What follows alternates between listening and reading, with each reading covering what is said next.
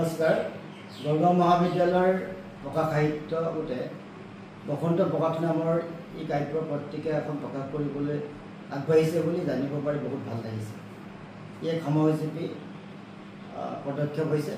বৰ্তমানৰ উন্নত তথ্য প্ৰযুক্তিৰ সহায়ত আমি নিজৰ ভাষা সংস্কৃতিক বিশ্ব দৰবাৰত চিনাকি কৰাৰ যি সুযোগ আহিছে, এই কাব্য পত্ৰিকাখনিয়ে নিশ্চয় গ্ৰহণ কৰিব পাৰিব।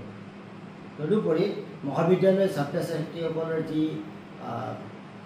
প্ৰতিভা, কাব্য প্ৰতিভা, এই পত্ৰিকাখনে বিকাশ কৰাত যথেষ্ট সহায় কৰিব।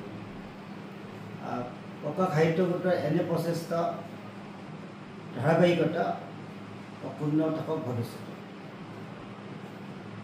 আকৌ পঢ়ুৱা সমাজে পত্ৰিকাখনে প্ৰতিটো লিখনিক আদৰেৰে আঁকোৱালি ল'ব বুলি মই আশা ৰাখিছোঁ।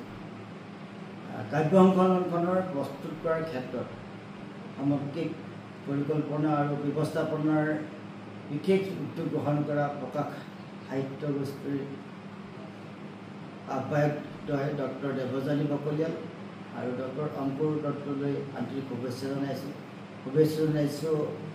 সম্পাদক শ্ৰীমান মৰণেন্দ্ৰ ফুকন, দীপিকা ফুকন আৰু প্ৰণয় দত্তলৈ ধন্যবাদ।